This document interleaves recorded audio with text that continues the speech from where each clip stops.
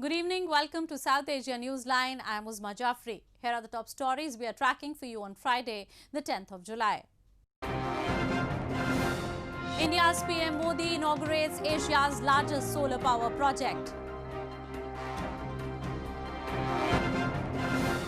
Extrajudicial killings by Pakistan not acceptable, says activist at UNHRC. And Sri Lanka for the first time records birth of twin elephant calves.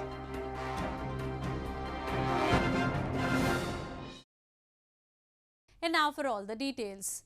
Indian Prime Minister Narendra Modi on Friday inaugurated Asia's largest solar power project in India's central Madhya Pradesh province via video conferencing. The mega solar power project is expected to reduce emission equivalent to approximately 15 lakh tonne of carbon dioxide every year.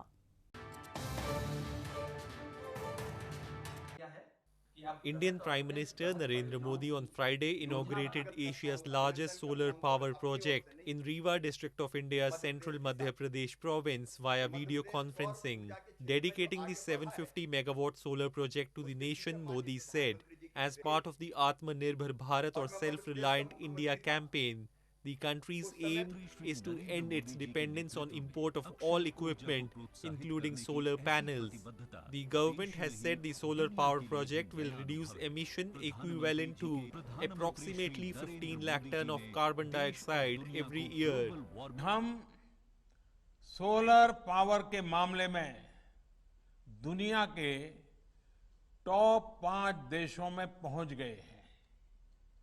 साथियों, सौर ऊर्जा आज की नहीं बल्कि 21वीं सदी की ऊर्जा जरूरतों का एक बड़ा माध्यम होने वाला है, क्योंकि सौर ऊर्जा श्योर है, प्योर है और सिक्योर है। The mega solar power project is comprised of 3 solar generating units of 250 megawatts each, located on a 500-hectare plot of land situated inside a solar park. Central financial assistance of nearly $18.6 million has been provided for development of the solar park.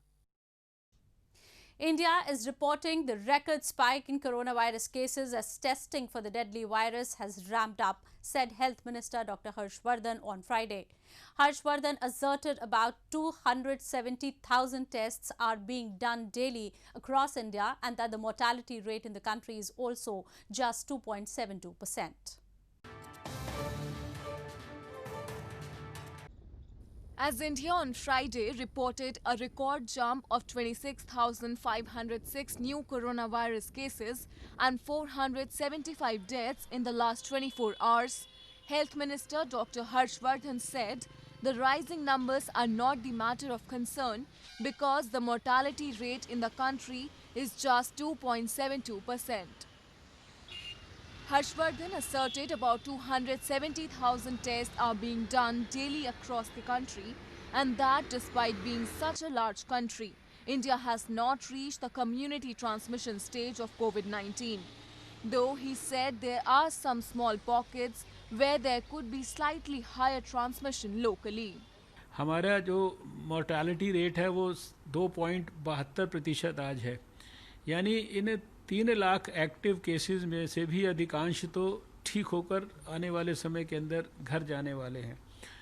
हमें cases की number की परवाह नहीं है, हम तो number को बढ़ाने के लिए अपनी टेस्टिंग को हमने बढ़ाया। आज 2,70,000 तक जो है टेस्ट रोज भारत में हो रहे हैं। Indian government has been growing healthcare infrastructure of various types of COVID-19 facilities supported by intensive care unit, oxygen-supported beds, ventilators and other equipment, citing the rising spread of the deadly virus. In India, there were about 276,000 active cases of the novel coronavirus as of Friday. The country remains the third worst affected in terms of COVID-19 cases tally. Indian gangster Vikas Dubey, who had been accused of ordering the killing of 8 policemen and was on a run since 1 week, was shot dead on Friday by police after he tried to escape while being taken to detention. Indian police on Friday shot dead the gangster who had been accused of ordering the killing of 8 policemen. Vikas Dubey, who was on the run for over a week after he allegedly ordered the 8 policemen killed, was shot dead in northern Uttar Pradesh province after an accident as he was being taken to detention. Vikas Dubey had been accused in 60 criminal cases of various offences, including attempted murder. Talk of his links with police and politicians has also been dominating headlines ever since the shootout last week in which 8 police personnel were killed and 7 wounded. यहाँ पर अभी गाड़ी पलट गई और इसका फायदा उठा करके हमारे जो विवेचक थे पचौड़ी जी उनकी पिस्टल छीन करके जो है भागने की कोशिश किया, जिसमें एक मुठभेड़ हुई जिसमें दुर्दांत अपराधी जो हैं विकास दुबे घायल हुआ, जिसको अस्पताल में जो हैं उसको डेड डिक्लेयर किया गया। With a population of more than 200 million, Uttar Pradesh is India's most populous province. It has long been plagued with crime and corruption. Moving on. Political activist Sajjad Raja on Thursday urged the United Nations to put Pakistan government on notice for the summary execution of various Kashmiri leaders, asserting that extrajudicial killings by Pakistani establishment in Pakistan-administered Kashmir are not acceptable. Asserting that extrajudicial killings by Pakistani establishment in illegally occupied Pakistan-administered Kashmir are not acceptable, activist Sajjad Raja urged United Nations Human Rights Council on Thursday to put Pakistan government on notice for the summary execution of various Kashmiri leaders. Speaking at 44th UNHRC session in Geneva, Sajjad Raja said there can be no justification for the Pakistan government's failure to end enforced disappearances and extrajudicial killings, and that any such violation must be investigated, prosecuted and punished. In fact, any dissent towards Pakistan is mercilessly crushed through land officers, army atrocities and the ISI. Today, even the Prime Minister of Azad Kashmir is speaking out against the Pakistani establishment for forcing constitutional changes through the 14th Amendment in Act 74 down our throats in the name of Islam and brotherhood. Activists have long highlighted Pakistan's long history of enforced disappearances and extrajudicial killings, many of which have targeted human rights and minority defenders critical of the government and the military, as well as persons suspected or accused of involvement in the opposition. Top US General Mark Milley told the Congress on Thursday that the United States believes Russia has given support to Taliban insurgents in Afghanistan in the past, but does not have intelligence to corroborate that it paid bounties to kill American troops.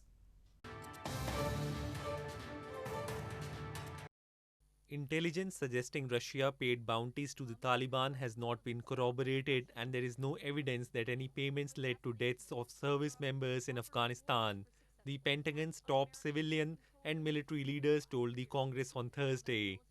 General Mark Milley, chairman of the Joint Chiefs of Staff, told the House of Representatives Armed Services Committee that it is a unique, discrete piece of information that is not corroborated, in comments echoed at the hearing by Defense Secretary Mark Esper.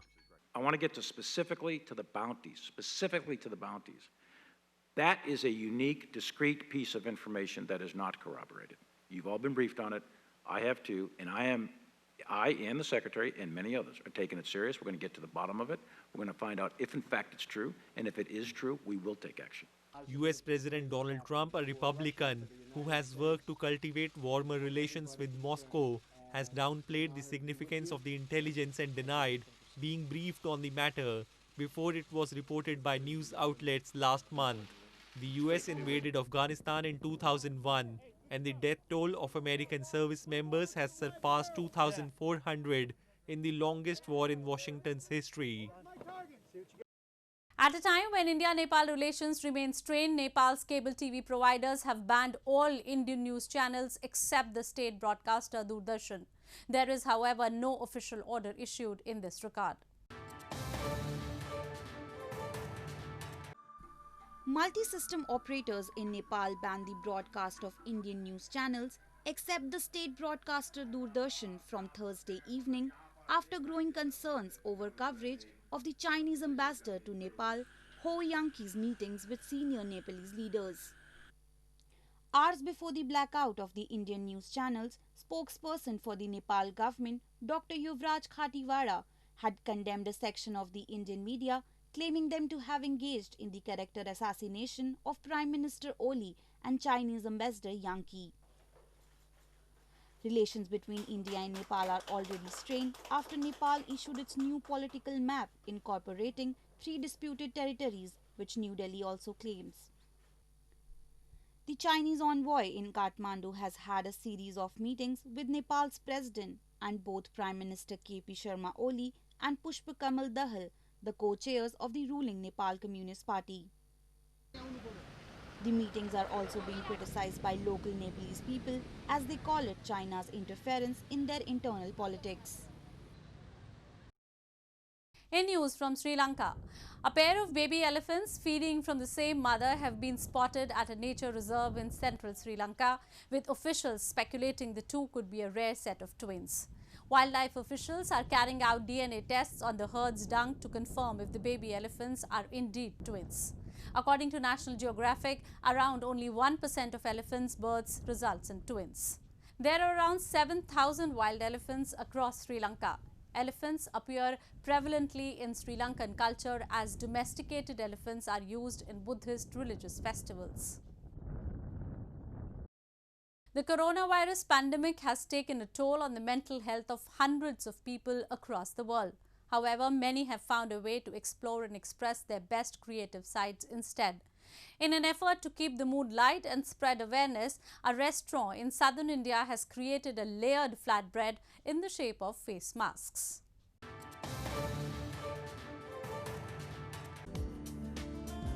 A restaurant in India's southern Tamil Nadu province has mixed quirk and creativity to serve paronta, a layered flatbread in the shape of face masks.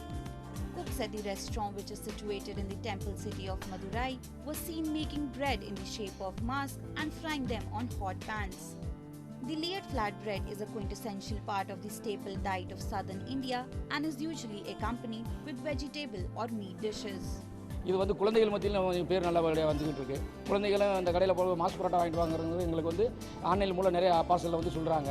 அதனால் வந்து இது வந்து மக்கள் மத்தியில் கொரோனாவோட இதை வந்து தாக்கத்தை வந்து மக்கள் மத்தியில் கட்டுப்படுத்துறதுக்காண்டி மக்கள் எந்த ஒரு விழிப்புணர்வு இல்லாமல் இருக்கின்ற காரணத்தினால் அவங்க மாசுங்கிற முக்கியத்துவத்தை எடுத்துரைக்கும் வகையில் எங்கள் கடையில் இந்த மாஸ் பரோட்டா அறிமுகப்படுத்தி மக்கள் வந்து பிரபலமாக போய் கொண்டிருக்கிறது. Chennai city in Tamil Nadu remains the epicenter of the coronavirus disease, but the infection is also raging 465 kilometers away in Madurai town. As of Friday, Tamil Nadu reported 46,655 active cases of the virus alone. Well, that's the way it was in South Asia this evening. Before we conclude the top stories once again. India's PM Modi inaugurates Asia's largest solar power project. Extrajudicial killings by Pakistan not acceptable, says activist at UNHRC. And Sri Lanka for the first time records birth of twin elephant calves.